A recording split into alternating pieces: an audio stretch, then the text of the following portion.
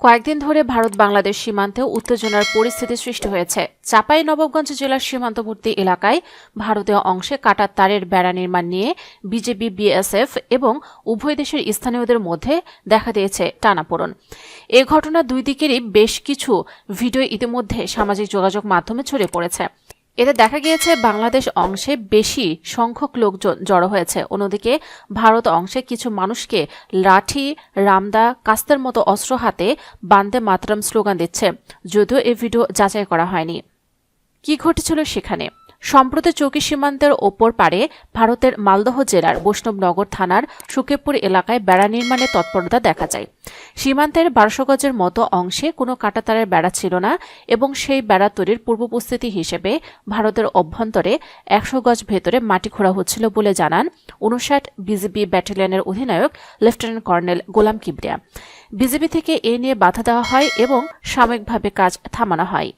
নিয়ম অনুযায়ী সীমান্ত লাইন থেকে 150 গজের মধ্যে কিছু করা হলে সেটার অপর পাশে সীমান্তরক্ষী বাহিনীকে সঠিক নিয়ম মেনে অবহিত করতে হয়, যেটা এক্ষেত্রে ভারতের বিএসএফ বাংলাদেশের বিজেপিকে জানায়নি বলে জানান লেফটেন্যান্ট কর্নেল কিবরিয়া। এ ঘটনায় 2 দফায় 2 দেশের বাহিনীর পতাকা বৈঠক হলেও ফের নির্মাণ কাজ শুরু করে বিএসএফ। এ নিয়ে স্থানীয় 2 জন সাংবাদিক জানান, মূলত গত মঙ্গলবার ও বুধবারে ব্যাপক হারে মানুষের জমায়েত বেড়ে যায় এবং একরকম উত্তেজনার পরিস্থিতি সৃষ্টি হয়। ভারতের দিকেও বিএসএফের সঙ্গে সেখানকার স্থানীয় লোকজনও ছিল। ভারতের অংশ তোলা কিছু ছবি ও ভিডিও পাঠান বাংলাদেশের অংশের স্থানীয় সাংবাদিকরা। সেখানে অনেকের হাতে রামদা দেখা গেলেও এরকম হাস্যরসাত্মক পরিবেশ লক্ষ্য করা যায়। যেমন একজন রামদা শানাচ্ছেন, বাংলাদেশ থেকে কেউ এলে কাটার জন্য শান দিচ্ছেন বলে হাসতে হাসতে জানান। আরেকজন কাঁধে বস্তা নিয়ে মশকরার ছলে ভিডিওতে বলছেন, বোম বোম বোম ফুটে দেব বাংলাদেশকে। বাংলাদেশ অংশের মানুষের মধ্যে অবশ্য উৎসাহ উদ্দীপনার পাশাপাশি উৎকণ্ঠাও ছিল বলে জানান সাংবাদিকরা। তারা বলেন, অপর পাশ থেকে বন্দে মাতারাম, জয় শ্রীরাম এমন স্লোগান দেওয়া হচ্ছিল। তখন এপারের মানুষ নায়রে তাকবীর, আল্লাহু আকবার বলে জবাব দেয়।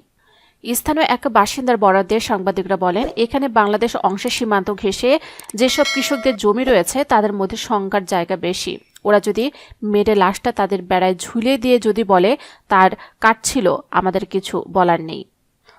সর্বশেষ সেক্টর কমান্ডার পর্যায়ে সৌজন্য সাক্ষাতের পর বিষয়গুলো ঊর্ধ্বতন পর্যায়ে অবহিত করা হয়েছে এবং এখন পরিস্থিতি স্বাভাবিক।